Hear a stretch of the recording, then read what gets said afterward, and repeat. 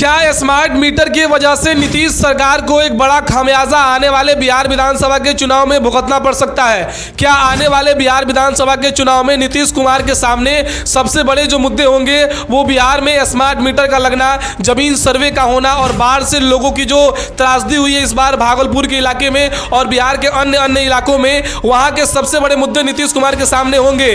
क्या नीतीश कुमार की पार्टी और जो एनडीए गठबंधन इस समय बिहार में सरकार में शासन में है, क्या उनके लिए बड़ी चुनौती स्मार्ट मीटर होगा? इन सभी मुद्दे पे आज हम बातचीत करेंगे और बातचीत करेंगे तेजस्वी यादव के बारे में, बातचीत चिराग पासवान के भी बारे में करेंगे। उनके द्वारा कौन सी यात्रा शुरू होने वाली है बिहार में और उससे लोग कैसे जुड़ रहे हैं, इन सभी के बारे में इस वीडियो में बातचीत करेंगे। इससे पहले आप मेरा अभिवादन स्वीकार कीजिए। मेरा नाम अनुराग भारद्वाज है और आप जनता मंच देख रहे हैं। देखिए, बिहार में आगामी विधानसभा के चुनाव से पहले तमाम बड़े बड़े राजनीतिक पार्टियों के और छोटे क्षेत्रीय दल के अपने अपने स्ट्रेटजी पे काम करना शुरू कर दिया है और उसी के बीच में तेजस्वी यादव की वो कौन सी रैली होगी, स्मार्ट मीटर से लोग कैसे त्रस्त हैं और किस तरीके से नीतीश कुमार और उनके जो एनडीए में सहयोगी दल भारतीय जनता पार्टी है और वो भारतीय जनता पार्टी के कौन से मंत्री हैं जो हिंदुओं को जोड़ने के लिए एक नया यात्रा शुरू करने वाले हैं, इन सब के बारे में हम बातचीत करने वाले हैं। तो शुरू करते हैं सबसे पहले हम नीतीश कुमार और स्मार्ट मीटर के बारे में। बिहार में इन दिनों सबसे अधिक अगर कोई चीज चर्चा में है तो वो है स्मार्ट मीटर। जी हाँ, स्मार्ट मीटर को लेकर लोग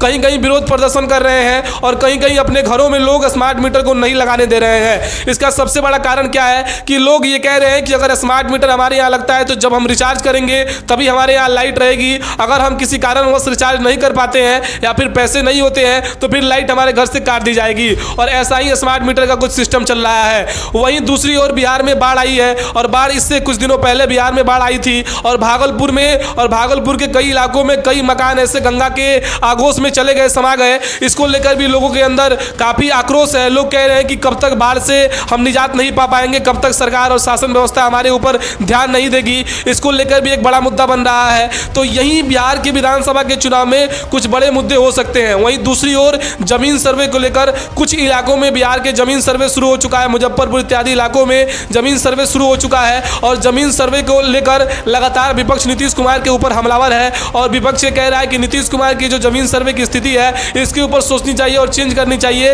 ये जमीन का असली आकलन नहीं है, ये भाई भाई और जो सगे संबंधी है उनमें आपसी झगड़ा कराने का एक बड़ा कारण हो सकता है, ऐसा विपक्ष का कहना है। वहीं दूसरी ओर अब जिस तरीके से हरियाणा में चुनाव हुए हैं, जम्मू कश्मीर में चुनाव हुए हैं, वहां हरियाणा में भाजपा ने प्रचंड जीत दर्ज किया है, अनएक्सपेक्टेड जीत थी। वहीं दूसरी ओर अब उनका मनोबल बढ़ चुका है और बिहार विधानसभा के चुनाव के ऊपर जो आने वाले 2025 में होने वाले हैं इसके ऊपर अब नए नए आंकड़ों और नए नए चीजों पर काम करना शुरू कर दिया गया है तमाम पार्टियों की ओर से।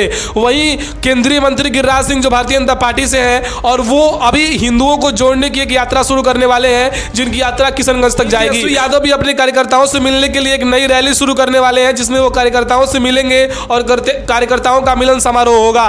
तो इस तरीके से बिहार की विधानसभा के चुनाव आने से पहले ही तमाम पार्टियों के अलग अलग हथकंडे अपनाने शुरू कर दिए हैं और वहीं नीतीश कुमार के सामने बड़े बड़े मुद्दे आ गए हैं। स्मार्ट मीटर से लेकर बिहार में बाढ़ की स्थिति जो लगातार आती है, हर साल आती है, इसके ऊपर कोई ध्यान नहीं दिया जाता है। तो बाढ़ से कब तक बिहार के लोग निजात नहीं पाएंगे, इसके ऊपर भी लगातार बातें चल रही हैं। तमाम शासन प्रशासन के ऊपर जवाबदेह ठहराया जा रहा है। वहीं अगर बात करें नीतीश कुमार को तो नीतीश कुमार को एक और खामियाजा भुगतना पड़ सकता है। जो स्मार्ट मीटर से लेकर गाँव में लोगों के अंदर आक्रोश है, वो स्मार्ट मीटर का भी गुस्सा नीतीश कुमार जी के ऊपर दिख सकता है या फिर शासन व्यवस्था के ऊपर दिख सकता है। वहीं लोग लगातार इसका विरोध प्रदर्शन भी कर रहे हैं और इतना ही नहीं, जिस तरीके से बिहार की विधानसभा चुनाव होने वाले हैं, अभी झारखंड में विधानसभा चुनाव होगा, महाराष्ट्र में विधानसभा चुनाव होगा, दिल्ली में विधानसभा चुनाव होगा।